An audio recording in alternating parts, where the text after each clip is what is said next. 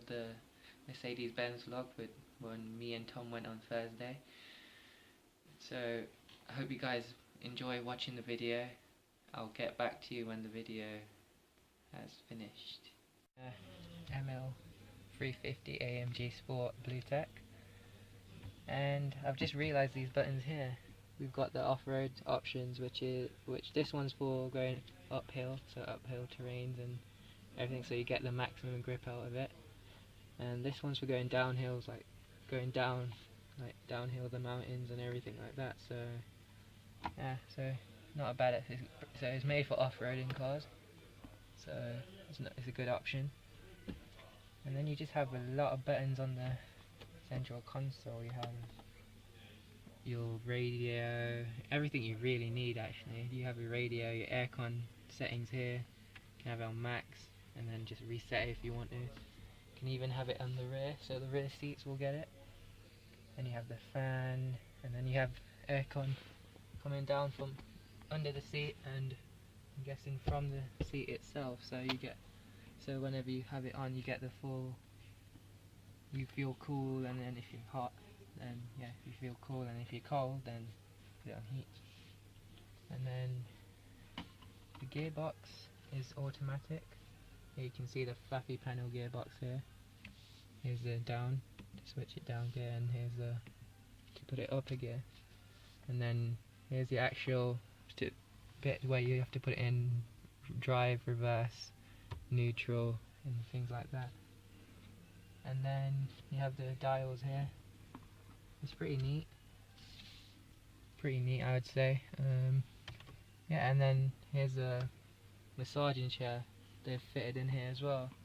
As you can see, they're quite big, and you can pick if you want a head massage, back massage, and basically it's just a really good addition to add to the car. Now let's check out the back. We're in the back of the ML350, and my word, has it got a lot of room at the back. I mean, I was comfortable sitting at the front. Now I'm comfortable sitting at the back. Like, as I said before, I'm quite a big lad, and really, you should have no issues getting in here for anyone, really. There's a lot of leg room, and then you have the aircon coming from here. You can either turn it, put more power in the aircon. And I think you can charge your phones here. I think, if I'm wrong, please let me know. But yeah, you can charge your phone through the USB wires. And then you got your, and then here's the boot, as you can see from the back, which we'll go to later. But yeah, here's the seats. Yeah, it's just a really comfortable car to get in. And then, as the A45 had the Alcantara kind of bull rib kind of seats, which are pretty nice.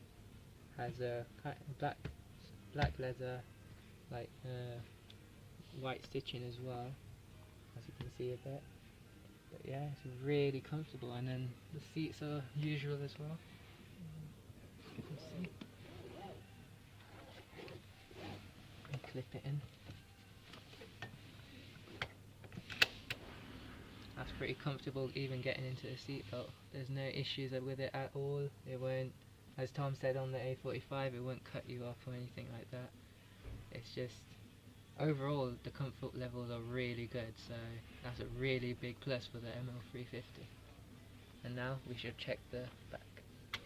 Hi guys, now we're at the back of the ML350. Let's see what's inside. And as you can see, a really good feature that the boot is opening with the hydraulic mode here. So as soon as you press the button, the boot's going to lift up, and as you can see at the back, there's a lot of room, as expected, because it is a 4x4 Jeep, so it should have a lot of room for your travelling and everything like that. And we're just going to put our bags now in there, tear it and everything like that. And you're not going to have issues putting two bags in there, really. You can put it anywhere you like, really. So yeah, there's a lot of room there. You could fit a huge luggage bag if you want to, like when you're going for holidays, as I said, mentioned before. We're now going to take these bags out and check what's underneath the boot.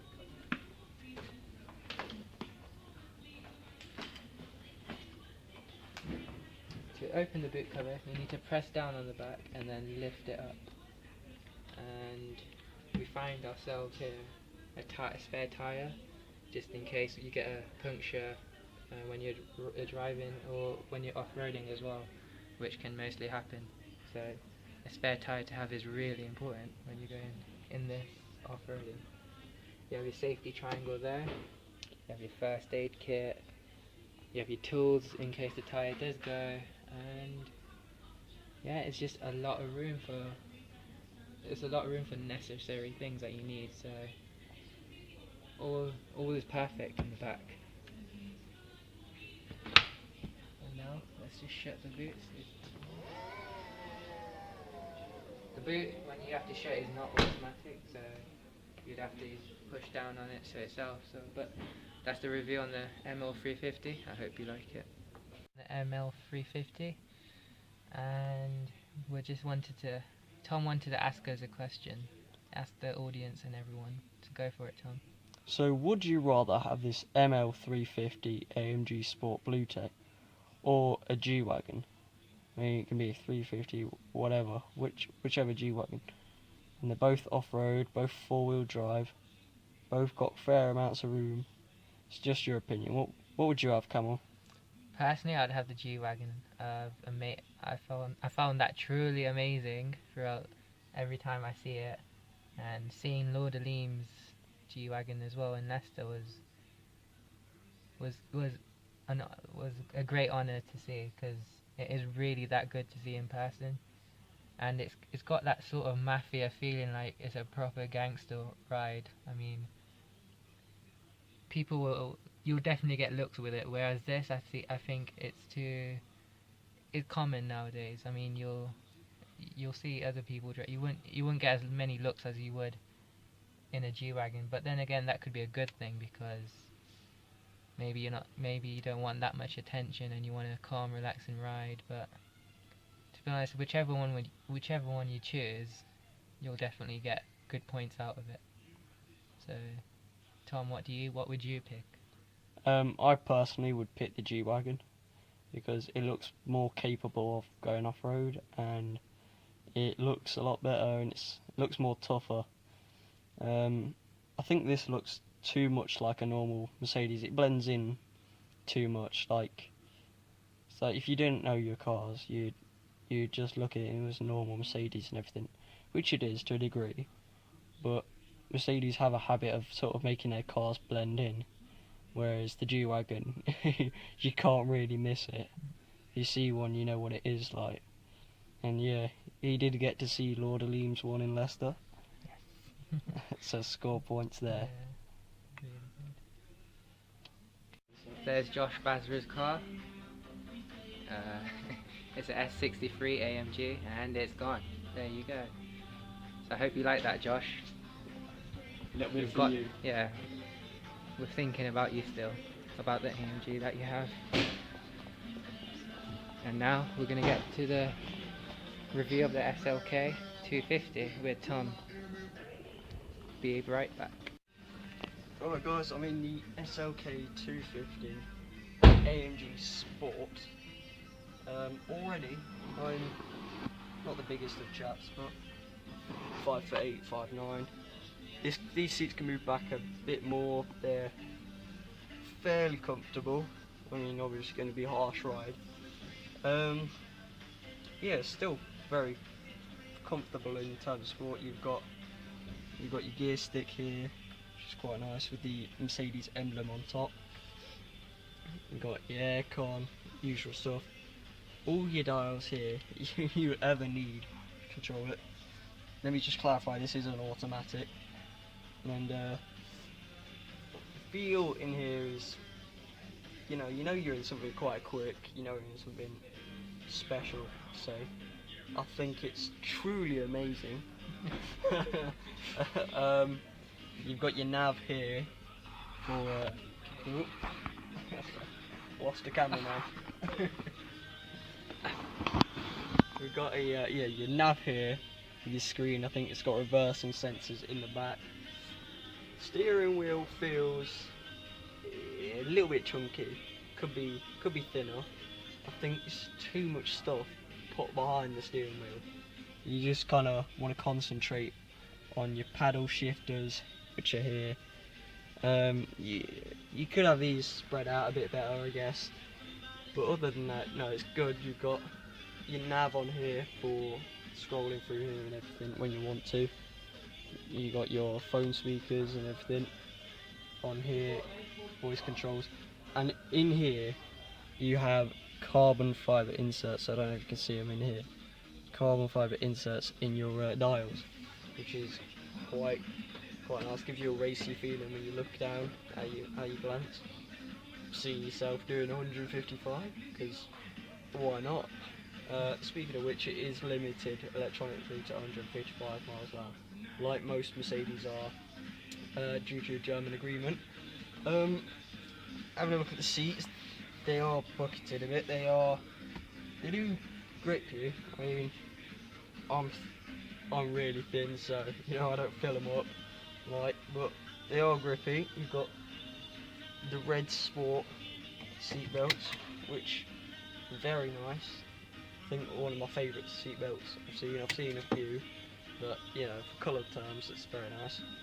You've got little cup holder slash cubby hold here, which just simply pushes back across. It's gone. You got, looks like milled aluminium here. I'm not sure if it is though. And then we've got in here, ooh, I can open it. It's stuck. But there we go. We've got a nice compartment for sunglasses, phone, whatever you want in here. You've got ports in here that you can USB charge your phone. Not sure what that is. I'll leave that. And then you got your 12 volts in there. We'll close that up. You got nice armrest here. I guess next thing to do is to go look in the back, see if it's got any boot space. SLK 250 CDI AMG Sport. It has a panoramic folding roof, which the boot space is not great. As you can see, you've got your big panoramic folding roof in here. With it up, I imagine you do get quite a lot of boot space for a sports car. I'd say a bit more than an MX-5, which is your typical sports car. See if you can fit any bags in it. Just about get that one in. My one, which is a bit bigger. No. I think in this one you'll get a bit of a struggle. It's a struggle putting your stuff, but if you put the roof up, I'm guessing it'll be a lot easier. We're in England, so most of the time we have rain, so you will have this roof up. But you know, if you do get the occasional day that it is sunny, have it down. You want to make sure your shopping ain't in the back, you know, because if you got like a stack of shopping or anything, it's gonna get squashed, and you're gonna have to go back to Asda and tell them I couldn't get my shopping in the boot because I bought an SLK 250, and they'll say, why did you buy it? So why not? So yeah, you got to think about what you need for it. Practicality in terms of boot space, not great, but again, if it's just a sports car, you're not taking it for shopping and everything, and it's yours rather than a shared car, then yeah, it's good. Around the sides we've got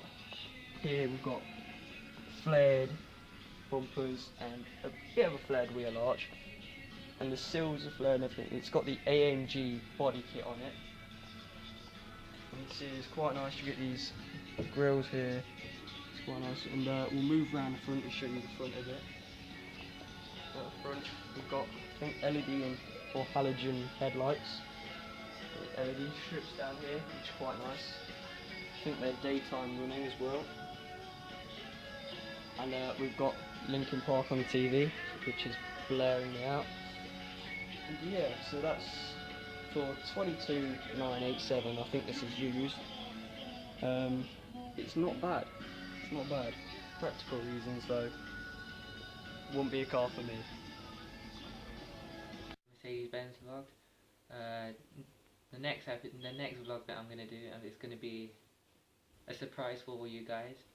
I hope it's a truly amazing surprise. so that you enjoy the video.